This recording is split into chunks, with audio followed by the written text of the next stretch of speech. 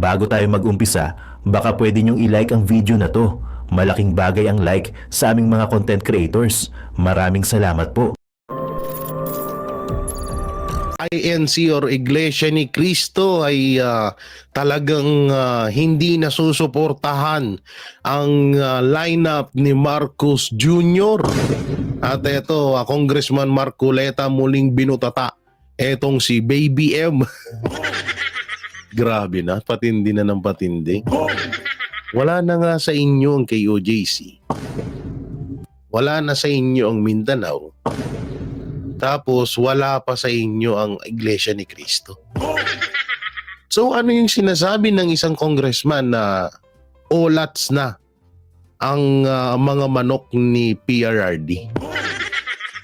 May isa kasing congressman na putak ng putak sa social media. Sa bawat interview sa kanya na olats na daw, olats na, olats na. Isa po ito sa mga bataan ni Tambi. Pero mamaya natin siya pag-uusapan. No? Alam nyo, itong Iglesia ni Cristo ay unti-unti na rin bumibuelo, gawa ng hindi na rin talaga nila malunok at hindi na rin nila nagugustuhan yung ginagawa ng ating gobyerno. Alalahanin nyo, tao pa rin yan.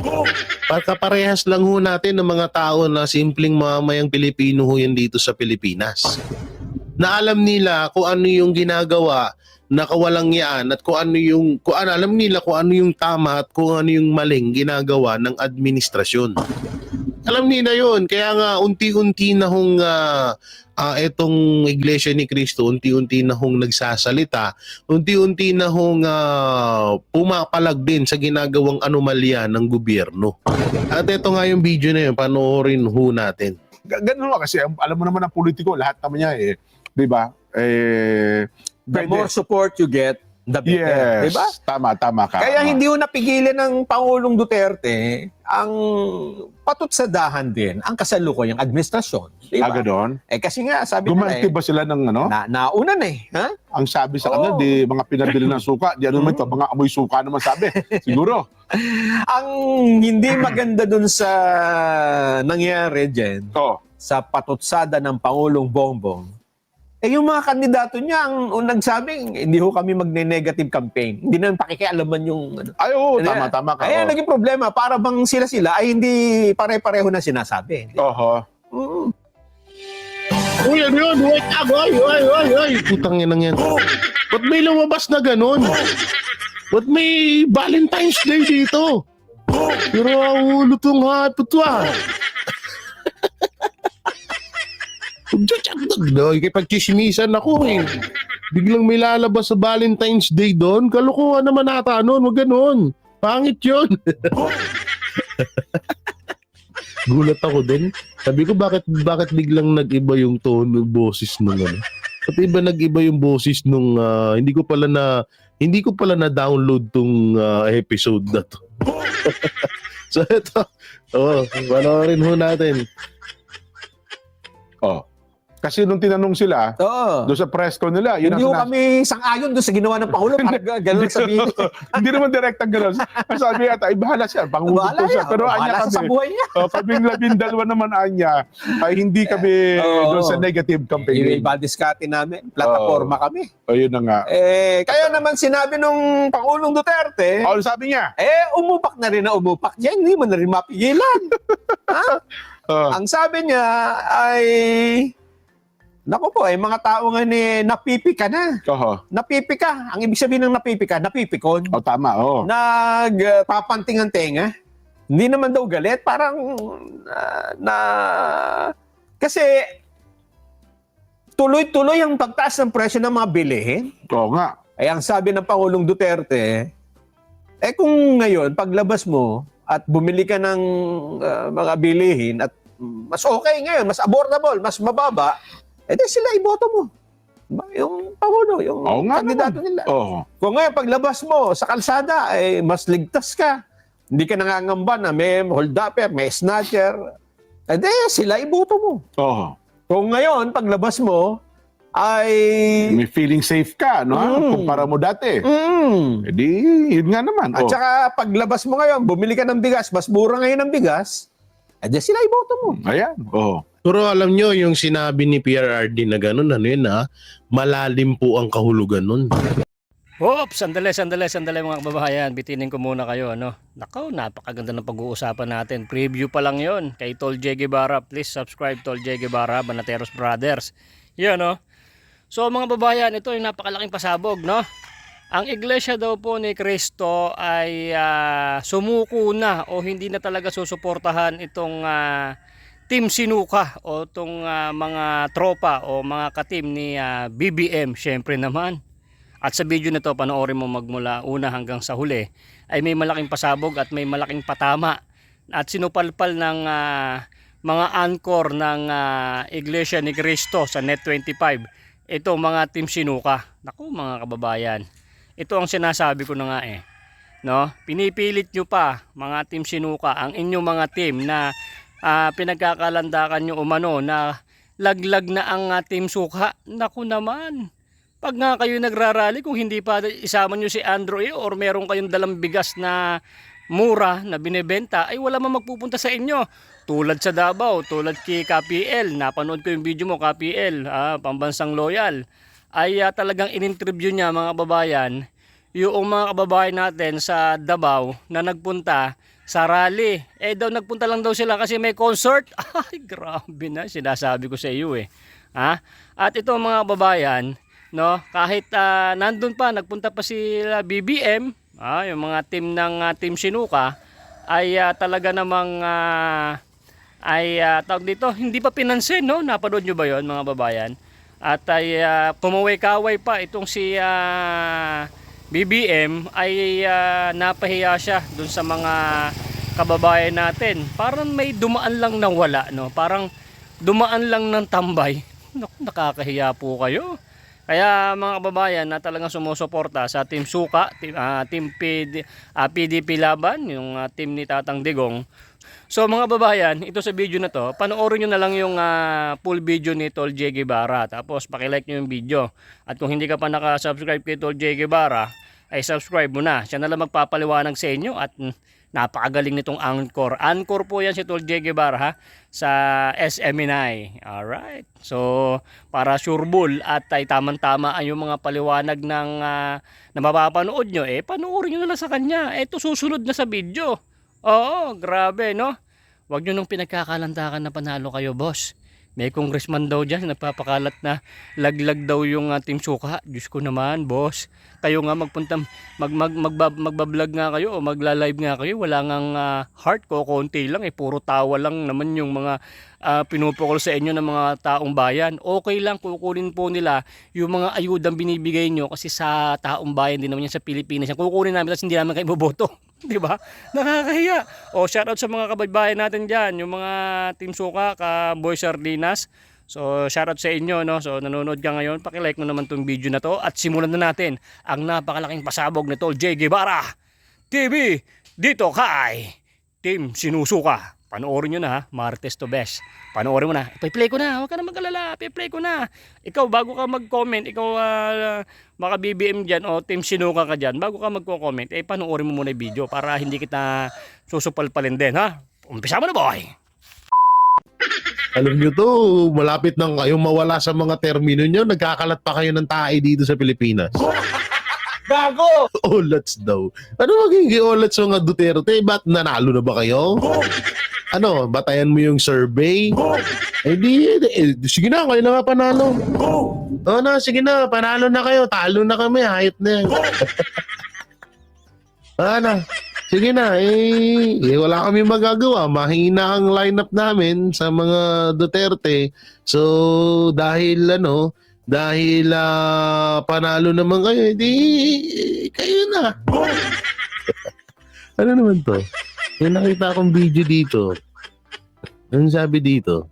May nagpadala sa akin ng video pagkatapos ng proclamation rally ng mga kandidato ni Bongbong sa kanilang lugar sa Ilocos. Ano to? Panoorin nga natin to. Maganda to ha. Play nga natin. Tanggalan natin ng sounds. Ano to? Naglalakad-lakad. Wala nang karisma sa sariling kababayan. May napanood akong video Wait lang, hanapin natin dito. May napanood akong video ni Marcos na hindi siya binabati. Saan yun? Alam ko nandito sa akin yun. Ito. Hanapin natin. Meron dito Ito ba yan? Ito. Tingnan nyo Po bang, Hindi. po bang, Hindi yan yun. Oo, ito. Dito, kitang-kita sa video. Kaway siya ng kaway. Mukha siyang tanga. Mukha siyang tanga, tapos hindi siya pinapansin ng Hindi siya pinapansin ng tao. Ewan ko asan na yun. Nandito yun At lang sana mahanap ko pa. Tingnan niya, saan ko ba nakita? Dito ba sa post ni Boss Dad? Grabe, sabi ko, hindi na siya pinapansin. Bakit? Nagtanong pa ako kung bakit Hindi na talaga siya. Kahit ano to? Nasaan na yun? Nawala na rito, hindi ko na makita. Hindi siya pinapansin ng tao. Sabi ko, kawawa naman si Marcos. Kahit man lang sana maging plastic kayo, pansinin nyo naman yung tao. Wait lang hanapin natin yung video na yun. Tuwang-tuwa ako doon sa video na yun hindi siya pinapansin kaway siya ng kaway, pero yung mga tao sa paligid, deadma.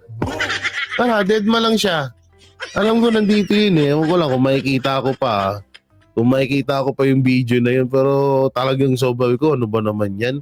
Oo, sobrang so hindi ko siya makita, sobrang saan ko siya nailagay. Bakit hindi ko siya makita ng ganito kabilis, no? So dito na lang tayo, may isa akong nakita kasi dito na post na kung saan etong si parang eto po So eto po yung sampal kay Ortega. Na sabi niyang olats na daw olats na yung tawag dito, olats na yung kampo ng mga Duterte.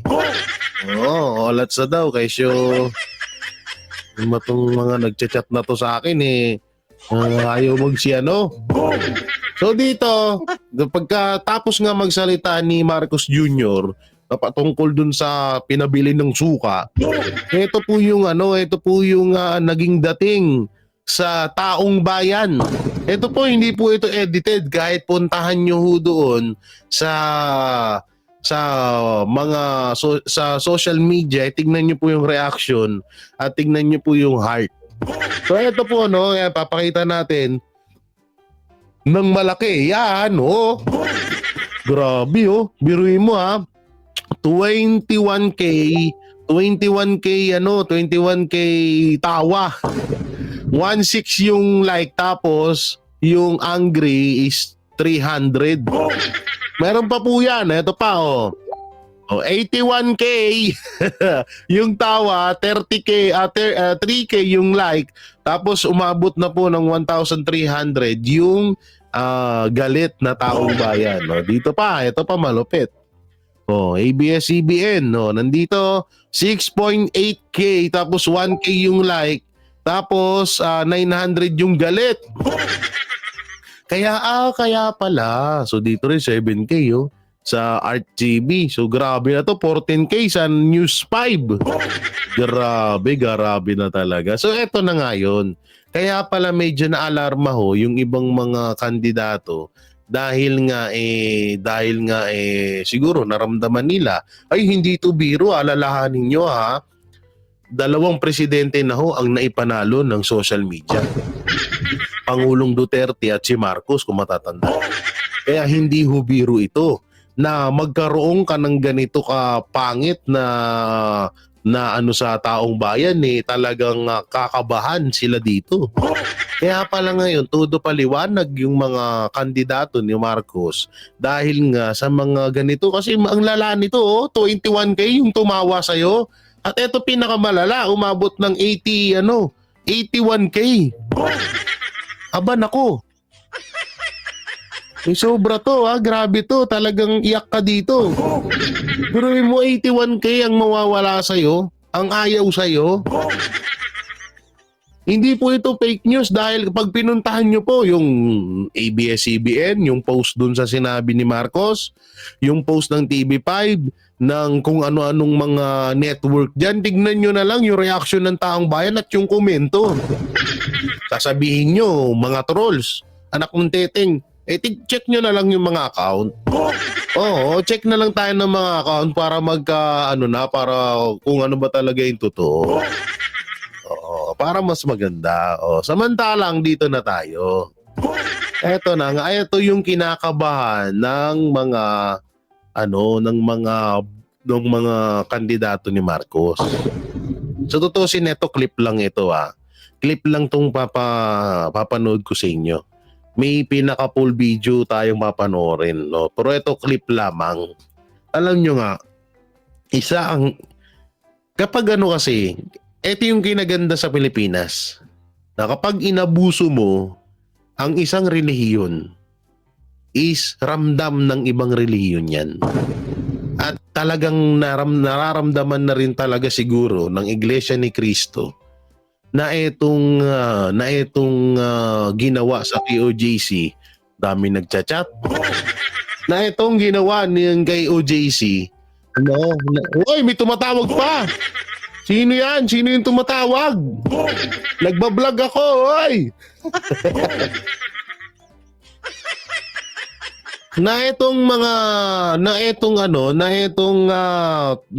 itong Iglesia ni Cristo ay talagang hindi na, kasi biruin mo ang ginawa kasi ni Marcos Jr., siniraan niya yung kabilang partido, inangat niya yung sarili niya. Ay yun yung masaklap doon. Sisiraan mo yung isang partido tapos iangat mo sarili mo. So anong tawag doon? Ayun yung tinatawag na lihitimong politiko. So ngayon, ayan ang isa sa mga number 1 na kinakaayawan ng mga relihiyon. Yung ganyang mga mindset. Yung ganyan na mga pag-iisip ng mga kandidato. Kasi kung talagang gusto kang suportahan ng mga kandidato, hindi mo na kailangan siraan yung iba. Una-una, may mata at tenga ang mga Pilipino. Alam nila kung sino yung gumagawa ng tama at sino gumagawa ng mali. Hindi mo na kailangan siraan yung mga kandidato sa kabila. O sige, sabihin na natin may ginawang mali yung kandidato sa kabila. Hindi mo na kailangan siraan yun. Hindi mo na kailangan ipamuka sa buong Pilipinas yun. Dahil alam na parang ginawa mo namang parang ginawa nyo namang polio, parang ginawa nyo namang bingi at bulag yung mga Pilipino na hindi nila alam mo. Katulad niyan, sinabi ni Marcos na pro-China daw ang mga kabilang partido. So totoo ba yon para sa taong bayan? Totoo ba yung sinabi ni Marcos na yon? Ginawa ba ng kabilang partido yon? Sige, sabihin na natin ginawa yung ganun. Halimbawa lamang. So anong tingin mo sa taong bayan? Hindi nila alam kung ano yung tama at mali. Napaka-basic lang nun napaka-simple lang ng mga na yun. Kaya dapat hindi talaga ginagawa ng isang presidente yun. So eto, parang bumalik yung dating sistema. Ito naman ay isang clip mula sa Net25 ng Iglesia ni Cristo na nagsasabing parang bumalik na nga yung dating sistema. Kasi ito talaga yung pinakamaliwanag na nangyayari ngayon, na yung katinuan at kaayusan, katahimikan nung panahon ni PRRD ay biglang nawala ng isang iglap. Dahil nga sa administrasyong Marcos ngayon. Na ultimong droga, krimen ay nagbalikan na at hindi na nga halos safe na maglalakad ka sa labas ng bahay niyo. At ito po yun, panoorin mo natin. Parang bumalik yung dating sistema na bumabagal yung proseso. Ganun ba? At para bang wala nang kinakatakutan sa bawat ahensya ng gobyerno, balik natin sa dating gawin. Parang ganun yung nangyayari. Pag sinabi, sino nagsampasampal sa akin? Sinabi ni Pangulong Duterte, Sampalin sampalin kita Di ba? Mga sarcastic lang yan Oo. Sarcastic statements ng former president. Pero indeed, if you will look deeply, talagang malalim ang ibig sabihin na hindi pwedeng pahirapan si Juan de la Cruz. Why does the government now? Yan So ito po yung pinakaano niyan. Ito, panoorin natin itong film video. Alam nyo itong Iglesia ni Cristo ay unti-unti na rin bumibuelo, gawa ng hindi na rin talaga nila malunok at hindi na rin nila nagugustuhan yung ginagawa ng ating gobyerno. alalahanin nyo, tao pa rin yan. Pagkaparehas lang ho natin ng mga tao na simpleng mamamayang Pilipino ho yan dito sa Pilipinas.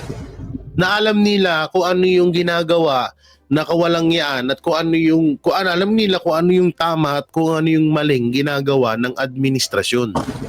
Alam nila yun. Kaya nga unti-unti na hong etong Iglesia ni Cristo, unti-unti na hong nagsasalita, unti-unti na hong pumapalag din sa ginagawang anomalya ng gobyerno.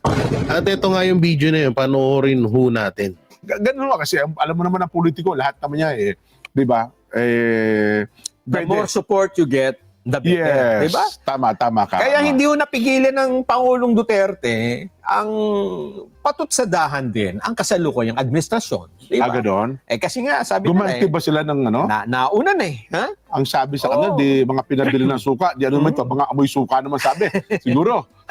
Ang hindi maganda dun sa nangyari dyan, sa patutsada ng Pangulong Bongbong, yung mga kandidato niya ang nagsabing, hindi ho kami magne-negative campaign. Hindi naman pakikialaman yung... Ay, oo, tama ka. Ay, naging problema. Para bang sila ay hindi pare-pareho na sinasabi. Oho. Uy, ano yun? Wait up! Ay! Putang yan yan. Ba't may lumabas na ganun? Ba't may Valentine's Day dito? Pero ang ulo tong hapot to No, ikipag-chismisan ako Biglang may lalabas sa Valentine's Day doon. Kalukuhan naman ata noon. Huwag ganun. Pangit yun. Gulat ako din. Sabi ko, bakit biglang nag-iba yung tone ng boses nung ano? Pati iba nag-iba yung boses nung hindi ko pala na-download tong episode na to. So ito, panoorin ho natin. Kasi nung tinanong sila, Oo. doon sa press con nila, yun Hindi ho ang kami sang-ayon doon sa ginawa ng Pangulo. Parang gano'n sabihin. Hindi naman direct ang gano'n. Sabi ata, bahala siya, pangulo Bahala to siya. siya. Pero Bahala anya siya sa kami, buhay niya. kaming 12 naman anya, ay hindi kami doon sa negative campaign. Iba diskarte namin. Plataforma kami. O yun na nga. Kaya naman sinabi nung Pangulong Duterte, O sabi niya, umupak na rin na umupak dyan. Hindi mo na rin mapigilan. Ang sabi niya ay, naku po, mga tao nga napipika na. Napipika. Ang ibig sabihin ng napipika, napipikon. tama, Nagpapanting ang tenga. Hindi naman daw galit. Parang, kasi, tuloy-tuloy ang pagtaas ng presyo ng mga bilihin. Oo nga. Ay ang sabi ng Pangulong Duterte, kung ngayon, paglabas mo at bumili ka ng mga bilihin at mas okay ngayon, mas affordable, mas mababa, di sila iboto mo. Yung Pangulo, yung kandidato nila. Kung ngayon, paglabas mo sa kalsada, mas ligtas ka. Hindi ka nangangamba na may hold-upper, may snatcher. Di sila iboto mo. Kung ngayon, paglabas mo, ay... May feeling safe ka, no? Kumpara mo dati. Di, yun nga naman. At saka, paglabas mo ngayon, bumili ka ng bigas, mas mura ngayon ng bigas, di sila iboto mo. Ayan, Pero alam nyo, yung sinabi ni PRRD na gano'n, malalim po ang kahulugan nun. Sobrang lalim ho nun. No? Na kung paglabas mo sa bahay mo, safe ka, sila iboto mo. Paglabas mo sa bahay mo, pagbili mo ng bigas, mababa ang presyo ng bigas, sila iboto mo. Kung paglabas mo sa bahay ay alam nyong mas mabait or mas maayos ang pamamalakad ng administrasyong Marcos sa mangyaring sa administrasyong Duterte, sila iboto mo. Pero ang pinakapunto nun ayon sa akin, alam ng taong bayan, kaya nga ganun ang naging ganun ang mensahe ng dating Pangulong Duterte. Dahil alam ng taong bayan kung ano ang nangyayari dito sa Pilipinas. Sige nga, tanungin ko rin kayo. Pag lumabas ba kayo ng 10 oras ng gabi sa bahay nyo, safe ba kayo? Pag bumili ka or namili ka sa palengke, yung 1,000 pesos mo, marami ka na bang mabibili doon? Yung presyo ba ng bigas bumaba na? Yun eh. Diba? Pero kung alam nyo naman na etong administrasyong Marcos, wala namang ganon, na safe ka, mababa ang bilihin, ay ba't nyo sila kailangan iboto? Bakit nyo kailangang ipagkalulo ang boto nyo na alam nyo naman ding mahihirapan kayo at hindi nyo rin naman din mapapakinabangan yung mga binoto nyo yun?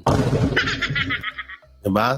Eh kung sa lineup ng mga Duterte ay nakakasigurado ka na yung mga dati mo pang hinihiling or yung hinihiling mo na maibalik na kagaya nung sa administrasyong Marcos na maibabalik, eh kung nakikita mo na alam mong gagawin at makikita mo sa lineup ng mga Duterte, eh bakit silang ibuboto mo? Kaya tama to, yung ng sinabi ni PRRD. Hindi ho yung pagbanat, no? Hindi po yung pagbanat, ayun po ay katanungan sa taong bayan. Totoo po yan, hindi yung pagbanat, hindi yung tuligsa sa mga, or hindi yung pagganti sa sinabi ni Marcos Jr. Hindi ganun yun. Yun ay katanungan sa taong bayan. Ngayon, ang ibig sabihin dito ni PRD is, hinahayaan niya na ang taong bayan ang magdesisyon. Hinahayaan niya ang taong bayan na magdesisyon kung kayo ba ay malaya ngayon, kung kayo ba ay kampante ngayon, kung kayo ba ay hindi hirap ngayon. So manggagaling ang gustong iparating ni PRD is taong bayan ang magdidesisyon kung sino ang iboboto nila. Napakaliwanag at napakaganda ho nung mensahe na yun ni PRRD. Tuloy. Eh, pabaligtad, reverse. Ang ginawa naman ni Pangulong Duterte. Ay, hindi sinagot yung punto ng suka. Ang sumagot yung mga magsusuka. Yung nagbenta ng suka. Yung tutuso ng Papakinggan mo suka. natin yung bahagi. Meron ba? Oo, Meron ba tayo? kaya lang kasi Sige, sige. may, di ba, Pangulong Duterte, meron mga hindi magaganda sinasabi, di ba? Ganon. Hindi na natin isasama yon, ha? Sige. Kasi broadcast tayo, eh. Ha? Pinutol na ata ni Natalie Pichi. Unless nakalimutan nyo, ha? Pakinggan natin. Si Yung, dating Pangulong Duterte tungkol sa kanyang pagpapakilala sa kanyang mga kandidato, ha? Pakinggan na natin. Ano ba sabi niya?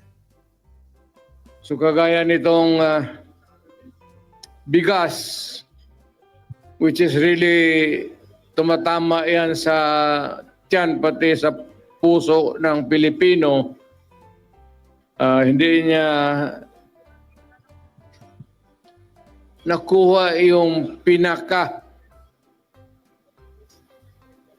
either is subsidized o whatever, but it goes on up and nahihirapan po ang Pilipino to cope up. Bukang hindi niya kaya na habulin yung presyo. Yan na lang sa pagkain. Huwag na yung iba. Pwede na natin yung graft and corruption. Nandyan yan eh. Baski anong klaseng administrasyon. Pero yung immediate, urgent need to solve is really itong presyo or the price of rice. So, yan na naman. Ayan na naman. May lumabas na naman. Look ng teteng, that pala. Alam nyo kasi kapag download ko na nga. Visit na yan, download ko na nga, ha? Yung mga labas na mga advertisement. Hindi nyo naman ako binabayaran sa... Hindi nyo naman ako binabayaran sa mga sponsor na yan. Buti sana kung nakikinabang ako dyan eh. Anak ng teteng naman talaga. Buisit eh, no? Biglang lumalabas eh. Biglang naglalabasan eh, no? Pero habang dinadownload natin, bago natin ituloy yan, dito muna tayo sa sinabi ni future Senator Marcoleta. So panoorin. Kanina po sabi ni Senator Bato, kasama po siya sa mga nagbebenta ng suka. Yan na, sinuka na. Yung iba naman po siguro Sukaan na sila. ay bumibili ng suka. Alam po ninyo ako, dahil sa hirap yata na dinaanan ko sa aking buhay, nangungutang po ako ng suka. Pero kahit po ganon, kahit na tayong lahat ngayon na nandito ay pinaglihi lahat sa suka. Tayo po lahat ay nakakakilala. Alam natin kung bakit napakataas ng pangunahing bilihin sa ating bansa. Yung hindi kumakain ng suka, hindi nila alam yun. Alam din natin na lubog na tayo. Naamoy lang natin ay suka. Pero sila hindi nila alam. Sapagkat karamihan sa kanila ay involved sa corruption. Yun lang. Tindi ng banat dito ni Marcoleta. Di totoo naman eh. No? Pero mamaya ako magbibigay ng opinion. Sige. Tuloy natin. Humirap ng humirap ang ating bansa. Pero nang Naglalaglag. tingnan po ninyo ang budget Sa akin yung naglalag, sa kanila yun. nyo ngayon. Budget natin sa taong ito, 6.325 trillion. Pag tinanggal mo po ang 30% dyan, ang dapat na national spending lang natin ay 4.5 trillion. Yun lang ang kailangan natin. Ano yung kanilang projected revenue?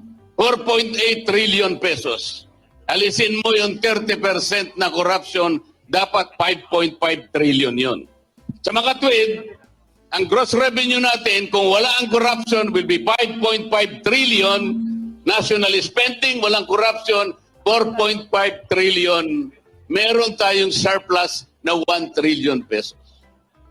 Baligtad ang nangyari. Ngayon po, ang ating deficit, projected deficit, 1.5 trillion pesos. Katumbas ng mangungutang tayo 122 billion pesos per month. 4.2 billion pesos per day or 173 million.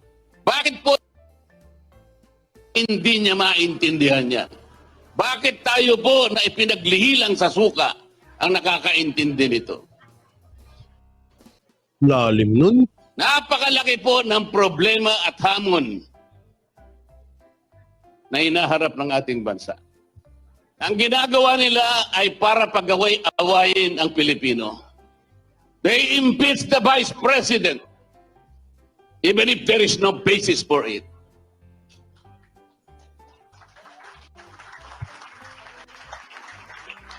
Tama po yung sinabi ng mga kasama ko.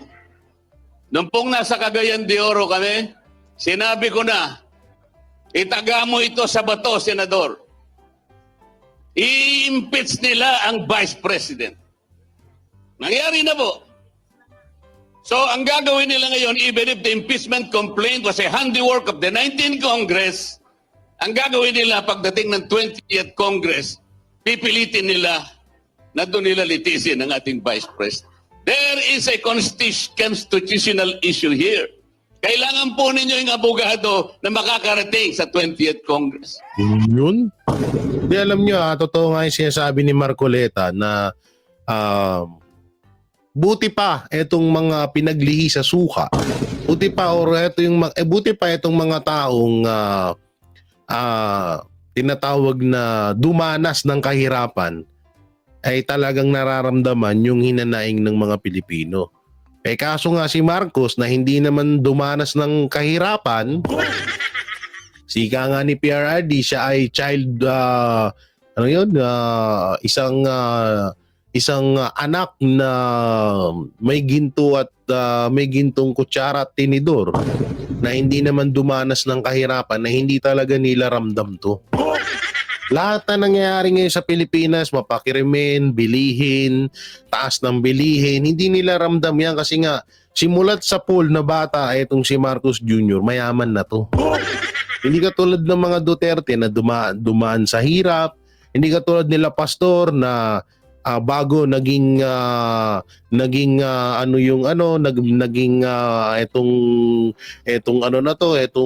tawag dito, etong KOJC, bago maging sobrang daming member at naging maganda na samahan. Noon pa man maganda na samahan, ibig sabihin naging mayaman na samahan itong KOJC, dumanas talaga sila ng hirap. At ako ay isa rin po, ang Banateros, isa sa mga isa sa mga buhay na testigo. No, na talagang alam niyo yun, nung mga kinukwento nga sa amin at nandoon sa kanilang museum na kada ay kinakain lang nila ay kamuting kahoy, tanghalian, umagahan, pagdating sa gabihan doon lang sila nakakain ng karne or ng manok, ng isda, no? Pero tignan niyo yung nangyari ngayon, 'di ba? Kaya nga may isang sigaw ang mga KOJC member na nung panahon na naghihirap kami, nagdidildil kami ng asin, nanananghalian kami ng kamuting kahoy, ba't hindi nyo kami napansin? Ba't hindi nyo kami nakita noon? Ngayon na maayos na yung buhay at samahan namin dito, bigla nyo kaming sisilipin.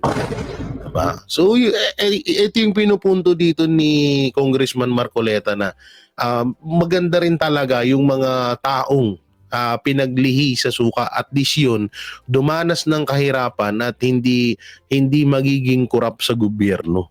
Hindi magiging korap na mga kandidato. So yan, mabalik tayo dun sa kaninang napag-usapan natin. Ito, yung kaninang sa Iglesia ni Cristo na naputol dahil may dumating na ads. Ito, panoorin po natin. For the price of rice. Ayan. Ayun. Matinding yan, Jen. Matinding mensahe yan. Ha? Kasi Parang- kung ang mga tao ay nakapakinig niyan, Oo.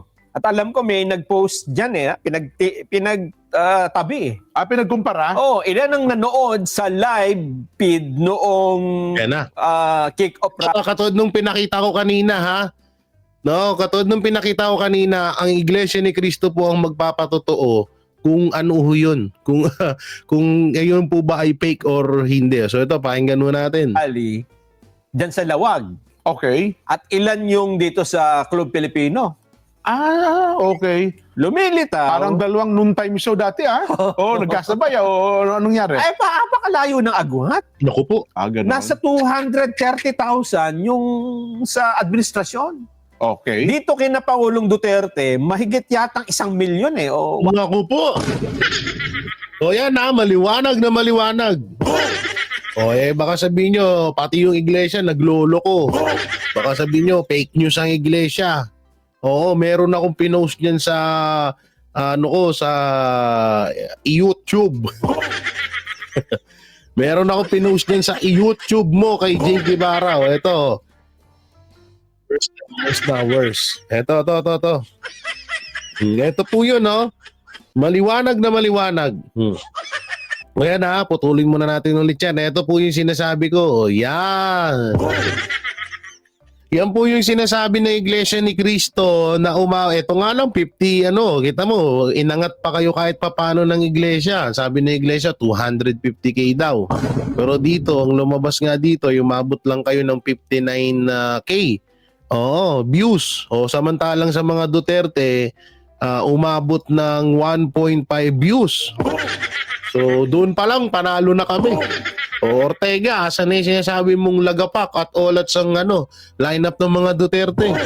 Anak ng teting ng mga Ortega, Dapat ikaw yung pinapatawag sa sa Congress. Ikaw yung fake news eh.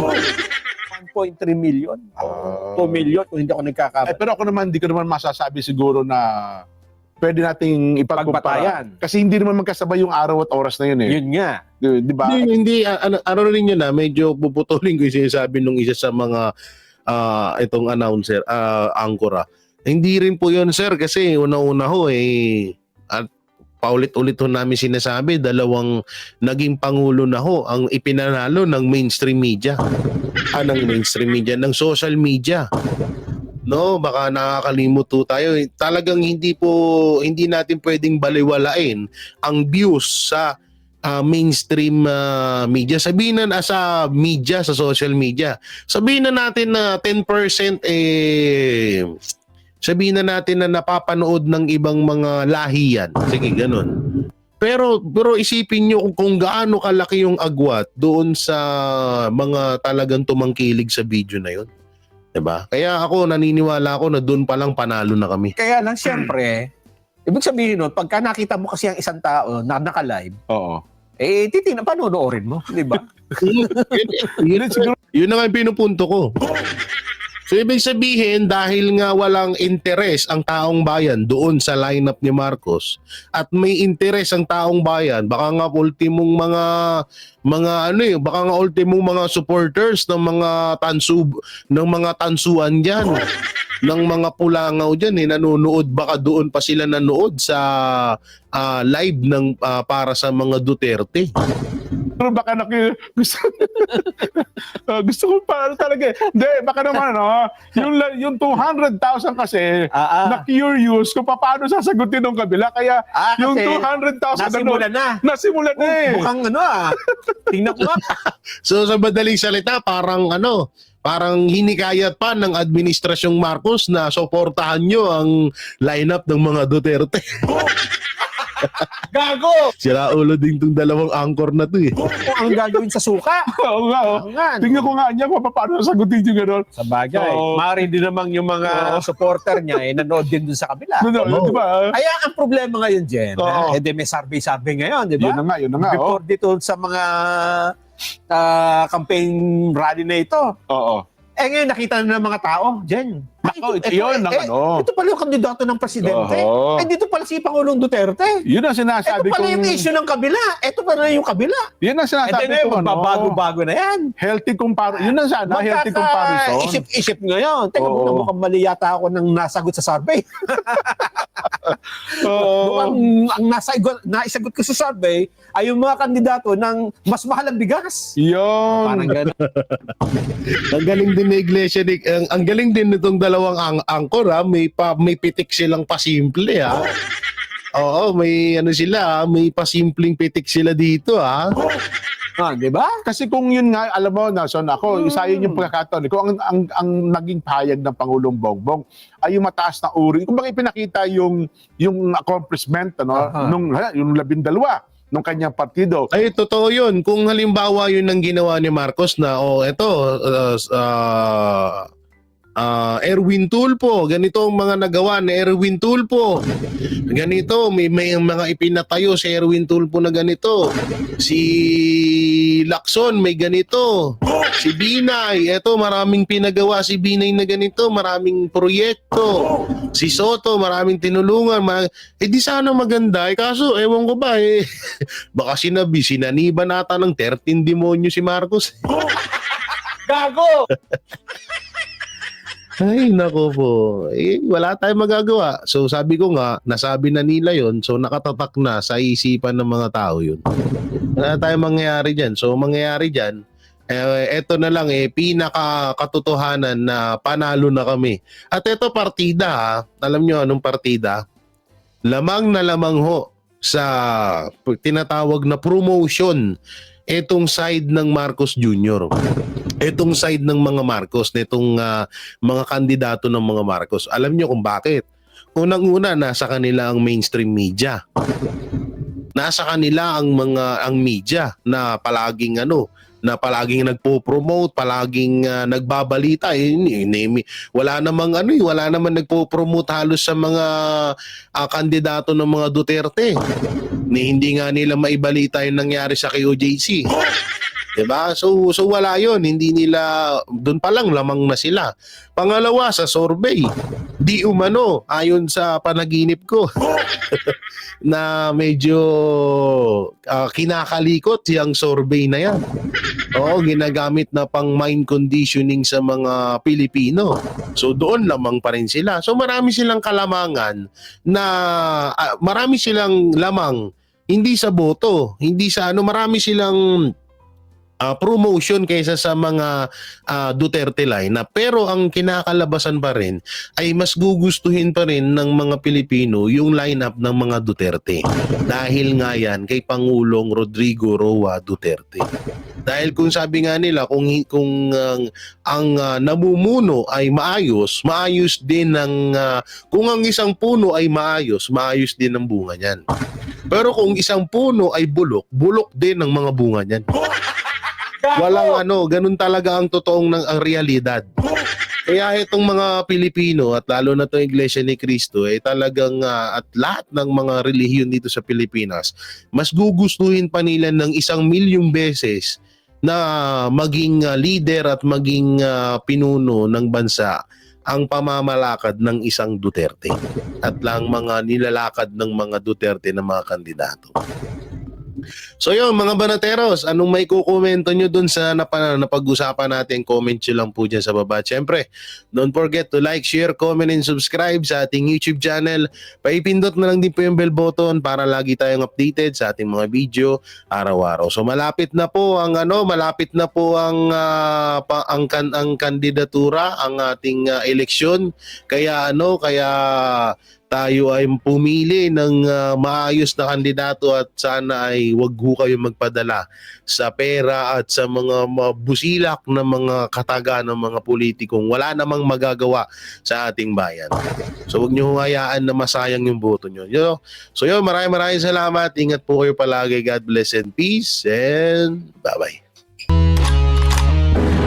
Yan ang Banateros, walang inuurungan. Pag tama palakpakan, pag mali ay babanatan. Yan ang Banateros, boses ng ordinaryong Pilipino. Banateros ay walang makakaawan, walang inuurungan. Wala tayong presidente, kung meron man, bobo.